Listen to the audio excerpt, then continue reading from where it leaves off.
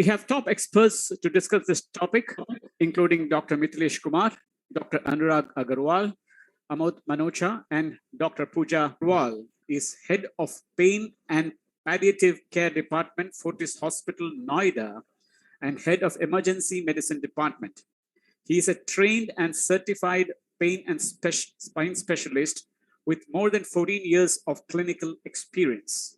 Having pursued his fellowship in pain medicine in Germany and UK, he was also a resident fellow of the American Society of Interventional Pain Physicians. Dr. Amod Manocha is head. ज्यादातर लोग pain clinic के बारे में नहीं जानते। क्या आप इस पर प्रकाश डालेंगे कि ये पेन क्लिनिक है क्या, कैसे फंक्शन करता है, और दूसरा कब और किसे पेन क्लिनिक जाना चाहिए? नमस्कार सर, मैं आपको ये बताना चाहता हूँ कि ये जो पेन क्लिनिक का कॉन्सेप्ट है ये अमेरिका में काफ़ी सालों से प्रचलित था। ऑलमोस्ट अब 70 साल के करीब हो गए होंगे। इंडिया में पेन क्लिनिक्स अराउंड 20 से 25 साल पहले स्टार्ट हुए। और पेन क्लिनिक एक ऐसी जगह है जहाँ पे आपको हर प्रकार के दर्द का संपूर्ण इलाज मिल सकता है, चाहे वो हेडेक हो, चाहे वो जॉइंट पेन्स हो, चाहे वो बैक पेन हो, चाहे वो नसों का दर्द हो, जिसके लिए हमें सर्जरी की आवश्यकता नहीं है। तो पेन क्लिनिक का मतलब ये नहीं होता कि सिर्फ आपको दर्द की दवाइयाँ देनी है और आपका दर्द वो शांत कर देंगे। हमारा मेन मकसद होता है कि हमें आइडेंटिफाई करना है कि पेन किस वजह से हो रहा है और उस जड़ को हम पहचानें, उस जड़ पे काम करें। लेकिन जब तक वो आपकी जो परेशानी है वो पूरी तरीके से ठीक नहीं होती, तब तक हम आपको कुछ ऐसी दवा दें ताकि आपकी जो दिनचर्या है वो अच्छे से चलती रहे और आपको उसमें परेशानी ना हो, आपकी नींद वगैरह ठीक रहे। और इसके अलावा पेन क्लिनिक का एक इम्पॉर्टेंट एस्पेक्ट है इंटरवेंशंस। जो मरीज दर्द की दवाइयाँ से नहीं जिनको फायदा हो रहा है, उनके अंदर पेन स्पेशलिस्ट जो होते हैं ट्रेंड होते हैं पेन जनरेटर्स को टारगेट करने के लिए और कुछ इंटरवेंशंस करने के लिए, जिसके अंदर हम कुछ नसों को टारगेट करते हैं, जिनको हम ब्लॉक कर सकते हैं, जिनको हम बर्न कर सकते हैं। तो उससे उस हिस्से का दर्द काफी हद तक कम हो जाता है और दर्द की जो दवाइयाँ हैं उनकी रिक्वायरमेंट कम हो जाती है। और एक और चीज है कि जो पेन किलर्स होते हैं ना, एक बहुत अमूमन एक धारणा रहती है कि पेन किलर्स तो हमारे शरीर को नुकसान पहुंचाते हैं और इससे हमारी किडनी खराब हो सकती है। तो ये जानना बहुत जरूरी है कि पेन जो किलर्स होती हैं ये बहुत प्रकार की होती हैं। इसके अंदर बहुत सारी ऐसी दवाएं हैं जो कि आपके किडनी, लीवर, हार्ट किसी भी अंग को खराब नहीं करती। तो जो मरीज क्रॉनिक पेन के होते हैं उनके लिए मेडिसिन बिल्कुल डिफरेंट होती हैं एक्यूट पेन से।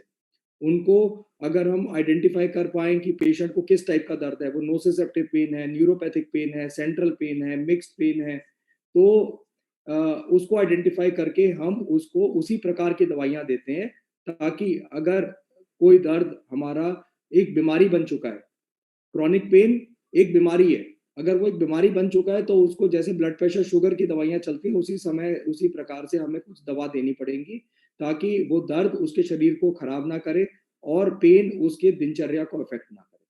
तो पेन क्लिनिक एक संपूर्ण प्लेस है, क्योंकि बहुत बार हमारे पास पेशेंट आते हैं जिनको सर दर्द होता है तो वो न्यूरोलॉजिस्ट के पास जाते हैं, किसी को कमर का दर्द होता है तो ऑर्थोपेडिशियन के पास जाते हैं, घुटने का दर्द होता है तो ऑर्थोपेडिशियन के पास जाते हैं, फिर उसके बाद उनको कहीं छाती में दर्द है तो ढूंढते हैं कि फिजिशियन के पास। तो पेन क्लिनिक में आपको एक ही जगह पे सारे दर्द का इलाज मिल सकता है, क्योंकि हो सकता है कि वो जो डिफरेंट जगह पे आपको पेन हो रहे हो वो सारे लिंक्ड हो। तो इसके लिए पेन स्पेशलिस्ट बहुत इम्पोर्टेंट माध्यम है आपके बीमारी को ढूंढने के लिए, उसके जड़ से उसको खत्म करने के लिए। और अगर दर्द की दवाइयाँ काम ना आ रही हो या नहीं रिलीफ मिल रहा हो तो इंटरवेंशंस करने के लिए जो हमारे अलावा कोई भी अदर स्पेशलिटी नहीं कर सकता। डॉक्टर साहब, आपने आज बहुत बड़े मिथ को तोड़ा कि हर पेन किलर जो है वो शरीर के किसी अंग को खराब कर देता है। ये मिथ को आपने आज तोड़ा है। सिर दर्द की भी आपने बात की। सिर दर्द हमारे यहाँ बहुत कॉमन है और ये भी कॉमन है कि हर सिर दर्द को लोग माइग्रेन से जोड़कर देखते हैं। तो मेरा सवाल ये है कि क्या माइग्रेन के लिए मेडिकेशन परमानेंट सोल्यूशन है मेडिकेशन से, या ये लाइफस्टाइल से ही क्योर हो सकता है? सर दर्द को हम अगर बात करते हैं, सर दर्द मेरे क्लिनिक में 30% पेशेंट सर दर्द के होते हैं। अगर मैं महीने में 500 मरीज देखता हूं तो 30% मरीज सर दर्द के होंगे। सर दर्द को पहले तो हमें डिफाइन करना पड़ेगा कि वो प्राइमरी हेडेक है या सेकेंडरी हेडेक है। प्राइमरी हेडेक का मतलब होता है कि जिसके अंदर अगर मैं पेशेंट का ब्रेन या सीटी स्कैन कराऊं वो बिल्कुल नॉर्मल निकले। ओके, सेकेंडरी हेडेक होता है जिसके अंदर आपको या तो कोई ट्यूमर है या इन्फेक्शन है या कोई वेसल की प्रॉब्लम है, ठीक है, तो ऐसे दर्द उसमें सीटी स्कैन या एमआरआई में कुछ ना कुछ फाइंडिंग्स निकलते हैं, इनको हम बोलते हैं सेकेंडरी हेडेक।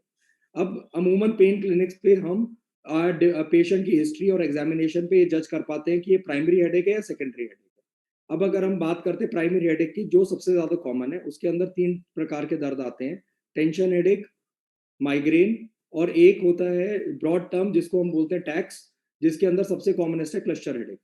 तो अगर ये 3 प्रकार के दर्द को हमने आइडेंटिफाई किया, इसके अंदर अगर मरीज को दर्द कभी कभार होता है, जैसे महीने में 1 बार या 2 बार, तब तो हम उसको एबॉर्टिव मेडिसिन देते हैं। एबॉर्टिव का मतलब कि वो दवाई ली और वो बंद हो गया।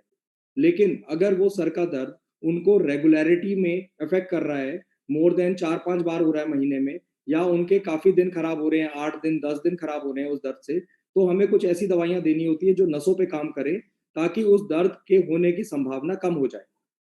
ओके, और उससे हमारे को वो सर दर्द की दवाई नहीं लेनी पड़ेगी और उससे हमारे शरीर को नुकसान नहीं होगा। दूसरी चीज जो आपने बोली कि जो माइग्रेन है वो क्या उसका गोलियां इलाज है, सबसे पहले समझना पड़ेगा कि माइग्रेन होता क्या है। माइग्रेन जो है वो ब्रेन हाइपर सेंसिटिविटी डिसऑर्डर है।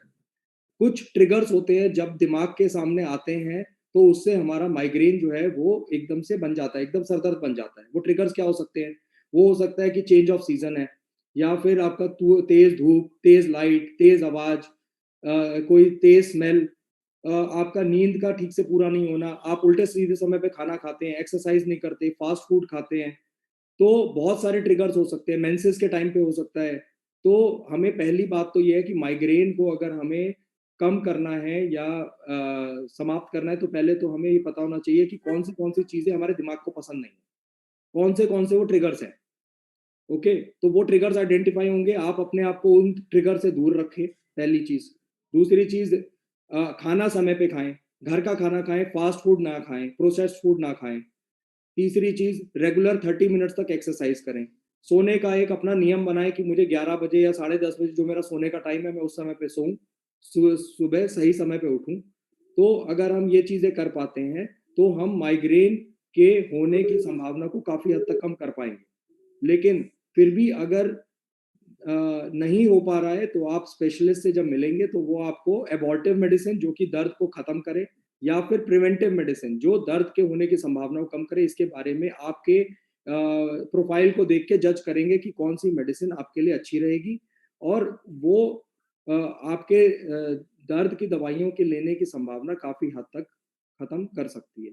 तो यूजुअली हम जो प्रिवेंटिव मेडिसिन होते हैं वो 6 महीने 9 महीने तक देते हैं, और उतने समय में मरीज को बोलते हैं कि आप अपनी मेडिटेशन, एक्सरसाइज, दिनचर्या को ठीक करना, खाने के टाइप को और खाने के समय को संतुलित करना, उससे आप माइग्रेन के होने की संभावना को काफी हद तक कम कर पाएंगे। डॉक्टर साहब, कई बार एक साथ शरीर के कई हिस्से में दर्द होता है, क्या ये इंटरकनेक्टेड होता है?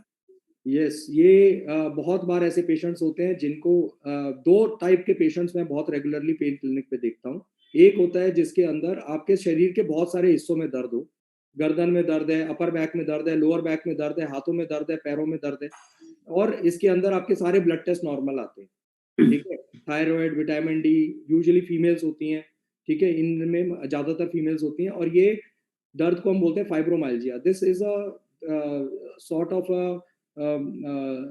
सेंट्रल पेन, ठीक है, एंड इसके अंदर मसल्स के डिफरेंट डिफरेंट पार्ट्स में ट्रिगर पॉइंट्स बन जाते हैं। दूसरा होता है कि सोमेटाइजेशन डिसऑर्डर, जिसको हम बोलते हैं सोमैटिक पेन डिसऑर्डर। तो सोमैटिक पेन डिसऑर्डर एक तरीके की मानसिक परेशानी है, जिसके अंदर मरीज को ये लगता रहता है कि शरीर के कुछ हिस्सों में उसको दर्द हमेशा ही रहता है। जैसे कि मरीज को कभी तो शोल्डर में दर्द हो जाएगा, वो ठीक हो गया तो फिर आप कूल्हे में शुरू हो जाएगा, फिर उसको सर में दर्द शुरू हो जाएगा, किसी को पेट में दर्द शुरू हो जाएगा, साथ में डिप्रेशन रहना, साथ में आपको नींद ठीक से नहीं आना। तो ये सोमैटिक पेन सिम्टम डिसऑर्डर भी एक तरीके की प्रॉब्लम है, जिसमें शरीर के डिफरेंट अंग्स में प्रॉब्लम हो सकती है और आपकी सारी जांचें नॉर्मल आएंगी। तीसरी एक कैटेगरी रहती है जिसके अंदर शरीर के बहुत सारे जगह पे दर्द है, जैसे कि अमूमन जोड़ों का दर्द, कि आपके छोटे जोड़ में दर्द है, उंगलियों के जोड़ों में दर्द है, रिस्ट में दर्द है, कंधों में दर्द है, घुटनों में दर्द है, हील में पेन है, और साथ में आपको सुबह उठ के जकड़न रहती है, आपको थकावट रहती है, तो ये अमूमन गठिया जैसी बीमारियों में होता है।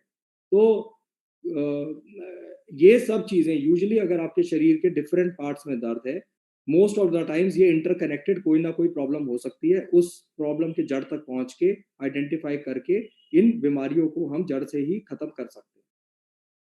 थैंक यू डॉक्टर साहब, आप हमारे साथ बने रहिए। अगले राउंड में फिर हम लौटेंगे आपके पास कुछ और सवाल। Agarwal, how does one maintain spinal health, especially when it comes to the IT crowd? Yeah, this is I am taking regular sessions for the IT people. Okay, they are the one who are having the most sedentary lifestyle, which is the most common cause of spine pain and neck pain. Okay, one is the sedentary lifestyle. Second is wrong posture, because they have less knowledge about the ergonomics, how to sit, how long to sit, and how to stretch your body when you have to do a job in prolonged sitting position. Third thing is lack of sunlight. Okay, because they are having very less access, and they are in a closed space. So these are the three reasons why IT population is suffering from neck pain and spine pain. So first thing is they should stop using the mobiles as less they can use, because if we are flexing the neck, okay, too much to view and texting, so we are putting excessive strain on the neck.